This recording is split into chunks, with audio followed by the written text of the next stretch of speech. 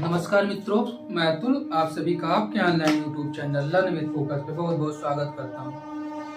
मित्रों, जैसा कि आप सभी जानते हैं, हमारे ऑनलाइन यूट्यूब चैनल पर आपको रेगुलर कक्षाएं मिल ही रही हैं। इसके साथ ही साथ में हम लोगों ने एक नई इनिशिएटिव चालू की है जो कि फ्री ऑफ कॉस्ट है। फ्री ऑफ कॉस्ट, ठीक है। टेस्ट सीरीज आपको देंगे। जो ये टेस्ट सीरीज होगी वीडियो के फॉर्म में मिलेगी, यानी कि आप अगर हमारे चैनल पे नए हो तो सबसे पहले चैनल को सब्सक्राइब कर लीजिए। इसके अतिरिक्त क्विज होंगी, क्विज आपको हमारे टेलीग्राम चैनल पे मिलेंगी, ठीक है। टेलीग्राम चैनल का भी नाम लर्न विद फोकस है। आप टेलीग्राम यूज करते होंगे तो टेलीग्राम पे सर्च कर लीजिए लर्न विद फोकस, या आप हमारे चैनल के जो कमेंट सेक्शन वाला बात उस डिस्क्रिप्शन में जाएंगे और डिस्क्रिप्शन में भी आपको दी जाएगी। अगर आपको किसी प्रकार की दिक्कत हो आप कमेंट सेक्शन में जाकर कमेंट करिए, वहां पर आपको लिंक प्रोवाइड कर दी जाएगी, ठीक है। प्लस ये हो गया टेस्ट सीरीज और plus previous year question paper, इसके भी वीडियो आप कम से कम 8 से 10 वीडियो हमारे जो चैनल है उस चैनल की प्लेलिस्ट में बने हुए हैं, ठीक है। तो ये थी एक एडिशनल इंफॉर्मेशन आपको। फिर मैं ये कहना चाहता हूँ आपसे कि यदि आपको हमारी वीडियोस अच्छी लगे तो जरूर आप हमारे चैनल पे सब्सक्राइब कर लीजिए। तो चलिए आज हम लोग देख रहे थे, हमने जो आपके लेखपाल का हिंदी का सिलेबस है, इस हिंदी के सिलेबस को लगभग कंप्लीट करा दिया है। कुछ ओकायक वाले पोर्शन है, जैसे आपके विलोम हो गया, अनेकार्थी शब्द हो गया। अनेकार्थी शब्द हालांकि बता दिया गया है, ठीक है। तो विलोम हो गया और कुछ त्रुटि से संबंधित जो वाक्य में होती है प्लस शब्द में होती है वो आपके बचे हुए हैं, तो वो सब चीजें करा दी जाएंगी। इसके अतिरिक्त ये आपके सिलेबस का पार्ट नहीं है, ठीक है। आप लोग जानते होंगे इसको हम लोग वर्णमाला बोलते हैं।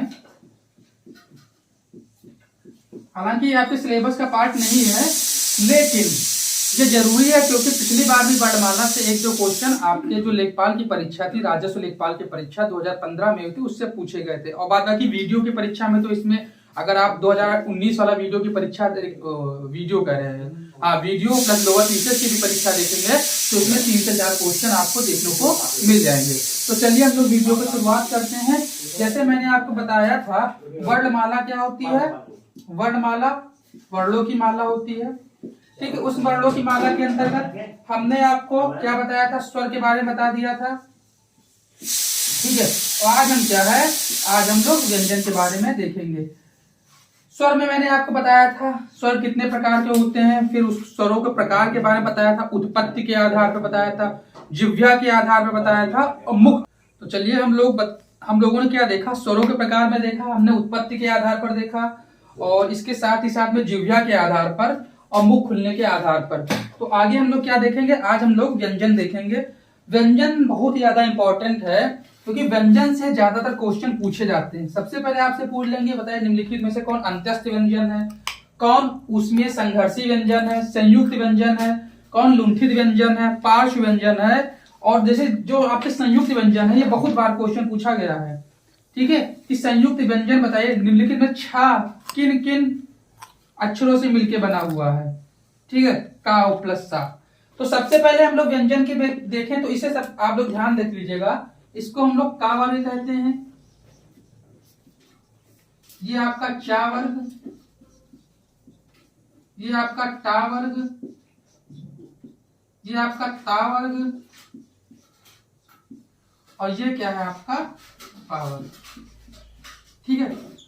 प्रत्येक वर्ग में आप देख रहे हैं 1 2 3 4 5 अक्षर है। इसको हम लोग क्या बोलते हैं? पंचमाक्षर कहते हैं, यानी 5वां अक्षर कहते हैं, ठीक है। ये सब चीजें अभी हम लोग आगे जब देखेंगे तो इसकी जरूरत पड़ेगी, इसीलिए मैं आपको बता दे रहा हूं। तो सबसे पहले हम लोग व्यंजन की बात करते हैं। तो व्यंजन मैंने आपको बताया था टोटल 33 व्यंजन होते हैं। उस 33 व्यंजन की हम लोग एक एक करके बात करेंगे और किस प्रकार से इस व्यंजनों को हम लोगों ने डिवाइडेशन कर दिया है उसको भी देखेंगे। तो सबसे पहले अंतस्थ व्यंजन की हम लोग बात करते हैं। तो अंतस्थ व्यंजन आप देख रहे हो या वा रा ला, ठीक है। ये क्या होते हैं आपके अंतस्थ व्यंजन। यदि इसके आगे की हम लोग बात करते हैं उसमें संघर्षी व्यंजन, तो उसमें संघर्षी व्यंजन में अगर आप देख रहे हैं ऊष्म, कहीं ना कहीं अगर आप बोलेंगे तो कहीं ना कहीं आपसे ऊर्जा टाइप में निकलेगी। तो इसमें श शा हा। ठीक है, अब देखिए जो पहले वाला शा है, इस सा को हम लोग क्या बोलते हैं, क्योंकि आप ये नहीं कह सकते सा से षटकोण, सा से सपेरा, सा से सरौता, ठीक है, ये नहीं बोल सकते, तो इसको हम लोग बोलते हैं तालव्य शा, इसको हम लोग बोलते हैं मूर्धन्य शा, और जो सबसे लास्ट वाला है इसको हम लोग दंत शा बोलते हैं। ठीक है, तालव्य शा, और ये इसी तरीके से लिखे भी जाते हैं, तालव्य शा, मूर्धन्य शा और दंत शा। और संयुक्त व्यंजन की बात करते हैं छ, त्रंग, ज्ञा और श्रा। तो फिर से एक बार हम लोग रिवीजन कर लेंगे। अंतस्थ व्यंजन या, रा, ला, वा, ऊष्मीय संघर्षी व्यंजन तालव्य शा, मूर्धन्य शा और दंत शा। ठीक है, तालव्य शा, मूर्धन्य शा, दंत शा और हा। संयुक्त व्यंजन की बात है छ, त्रंग, ज्ञा और श्रा। ठीक है, अब देखिए श्रा में भी ये जो श्रा है और रा रहता है, इसीलिए जब आप लोग श्रृंगार लिखते हैं तो श्रृंगार सामान्यतः लोग इस तरह लिख जाते हैं श्रृंगार, लेकिन गलत है। देखिए यहां पर आप ऑलरेडी रा लगा है तो श्रृंगार ये सही शब्द हुआ। ठीक है, इसमें रा लगाने की जरूरत नहीं है, और अशुद्धियों से बहुत ज्यादा क्वेश्चन आपके यही शब्द को लेकर पूछे जाते हैं और लोग कंफ्यूज रहते हैं कौन सा सही होगा, ये वाला सही होगा कि ये वाला सही होगा। तो चलिए हम लोग आगे की बात करते हैं। तो मैंने आपको बताया ये आपका श्रा हो गया। पार्श्व व्यंजन की बात करते हैं तो पार्श्व व्यंजन में आपका ला और लुंठित में आपका रा आ जाएगा। ठीक है, चीजें यहां तक समझ में आई होंगी। हम लोग पहले बात करेंगे अंतस्थ व्यंजन की, या, वा, रा, ला हो गया। फिर आगे हम लोग आगे बात करते हैं ऊष्मीय संघर्षी व्यंजन की, तो इसमें तालव्य शा, मूर्धन्य शा और दंत शा और फाइनली हा आ जाता है। उसके आगे हम लोग बात करेंगे संयुक्त व्यंजन छा, त्रंग, ज्ञा और रा, और लुंठित व्यंजन में आपका रा आ जाएगा, जबकि पार्श्व व्यंजन में ला आ जाएगा। ठीक है, तो ये थी यहां तक की आपकी जानकारी। अब देखिए, अब जो अगला क्वेश्चन पूछते हैं आपके परीक्षाओं में, वो क्वेश्चन आपकी यह होता है कि बताइए जो आपके संयुक्त व्यंजन है, उस संयुक्त व्यंजन को हम लोग किस प्रकार से लिखेंगे। जैसे आपसे क्वेश्चन पूछ लेगा कि बताइए जो छा है, हालांकि आप देख लेंगे छा, ठीक है, ये किन किन जो अक्षर है उनसे मिलकर बना हुआ है। तो आपको ऑप्शन दे दें का प्लस शा। ठीक है, तो एक बार ध्यान देखिएगा, ये का पूरा का है, इसमें हलन लगेगा तब सही होगा, का प्लस शा। ठीक है, ये नहीं होगा। अगर इसी तरीके से हम लोग त्रा की बात करते हैं, त्रा,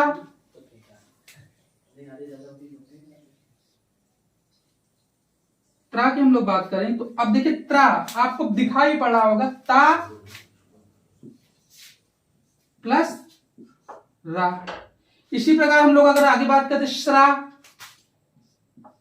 श्रा, तो आप देखिए अब श्रा, अब देखिए श्रा कैसे बनता है, तो श्रा में ये शा देखिए दो दिखाई पड़ा, शा प्लस रा हो गया। अब ज्ञा की बात करें तो ज्ञा, जा प्लस, ठीक है, तो ये आपके क्या हो गए, आपके संयुक्त व्यंजन हो गए।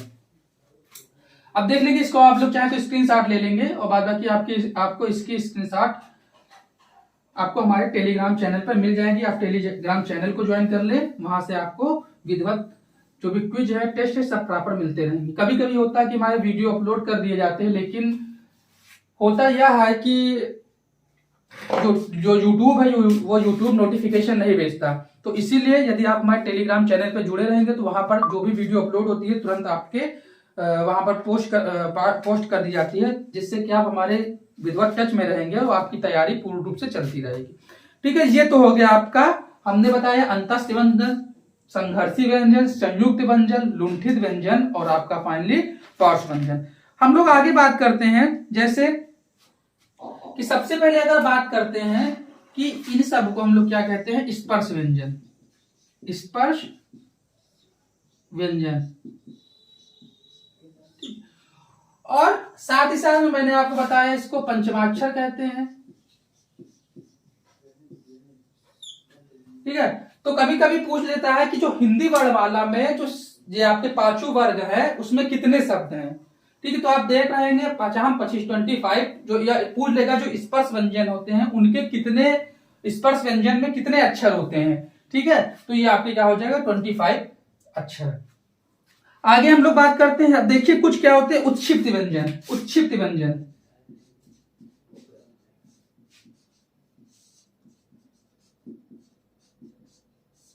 तो अब उत्क्षिप्त व्यंजन की बात करें तो देखिए ढिया और डिया। अब देखिए यहां पर होगा डा और ढा होता है, उसको ढा और डिया बोलते हैं। जैसे आप कभी भी जहां तक जो सामान्यता होती है जो शुरुआत होगी वो शुरुआत किनके अक्षरों से होती है। जैसे अगर आप डमरू लिखेंगे तो डमरू में क्या रहेगा, ठीक है। अगर ढोलक लिखेंगे तो ढोलक ऐसे रहेगा, ये ढा नहीं रहेगा, ये ज्यादातर जो आता है वो बीच में आता है। जैसे कि आपका देखेंगे पंडित,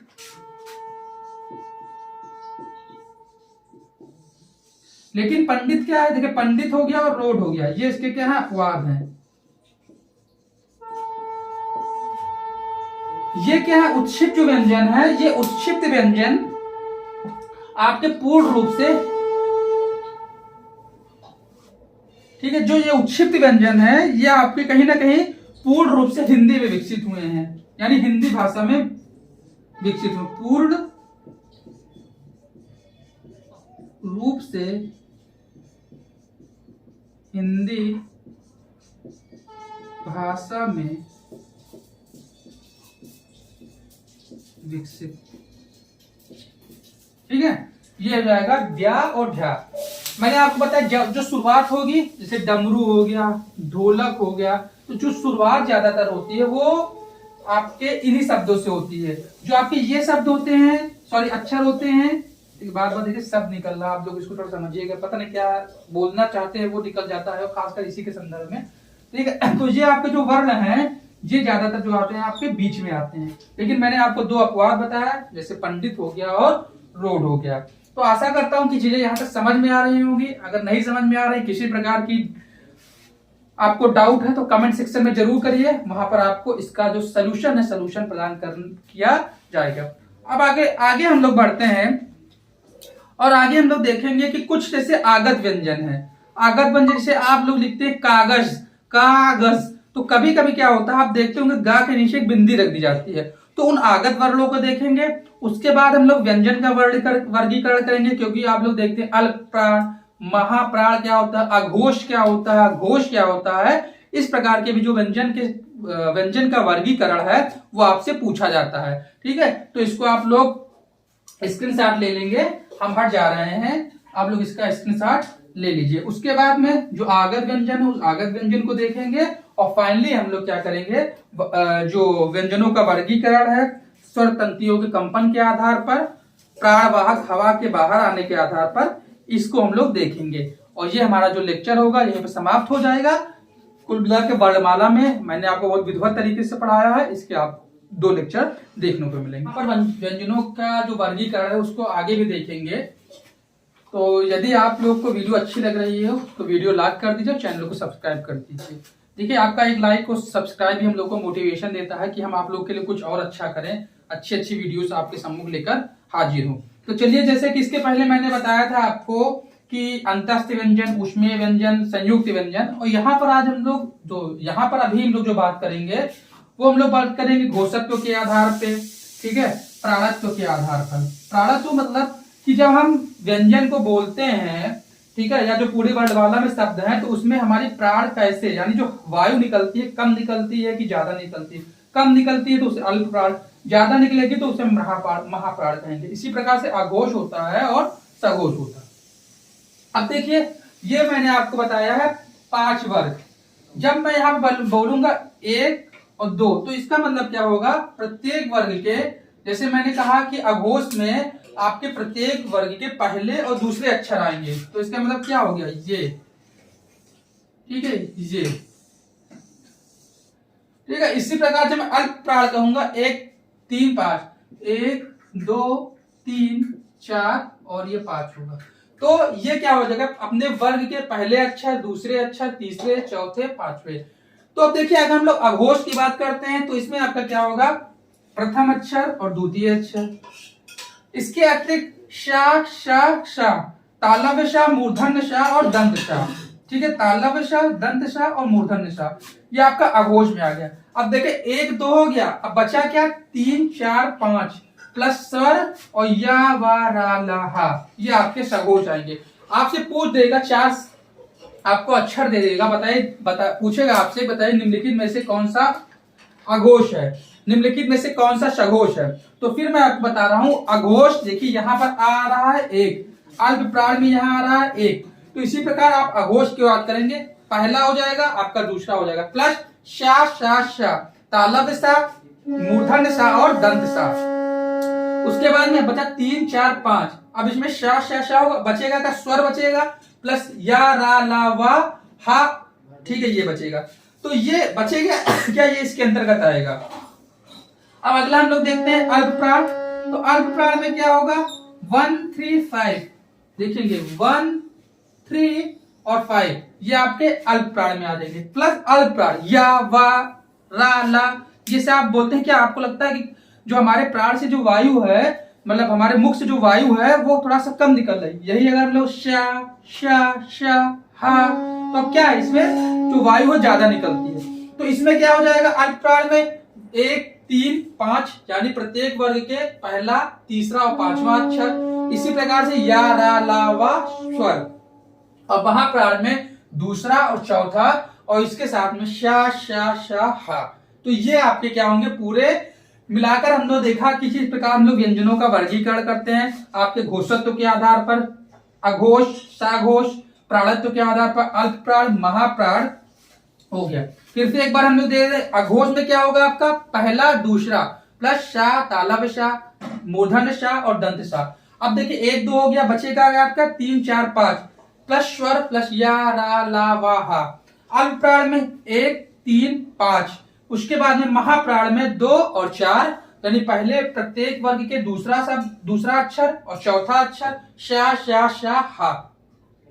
तो ये था व्यंजन। अब देखिए व्यंजन में जिस प्रकार मैंने आपको बताया था कुछ आपके स्वरों में भी आगत थे जो बाहरी भाषा से ले लिए गए थे, इसी प्रकार से व्यंजनों में भी क्या है जो आपको दिखाई पड़ रहा आगत व्यंजन, इसको हम लोग रफ कर देते हैं। तो आगत व्यंजन में क्या होगा,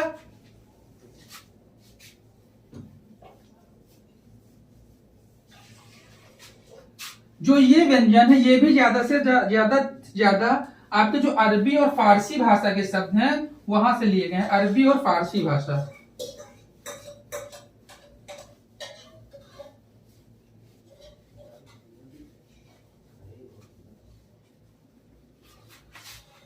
तो आप जब बोलते हैं कहते खा जफर, ठीक है, फारसी, तो जो ये शब्द बोलते हैं तो सबसे पहले अगर हम बात करते हैं आगत व्यंजन की तो ये सभी वर्ण अरबी फारसी भाषा से लिए गए हैं, ठीक है। और इन्हें हम क्या कहते हैं नुक्ता वाले वर्ण भी कहते हैं, जैसे आ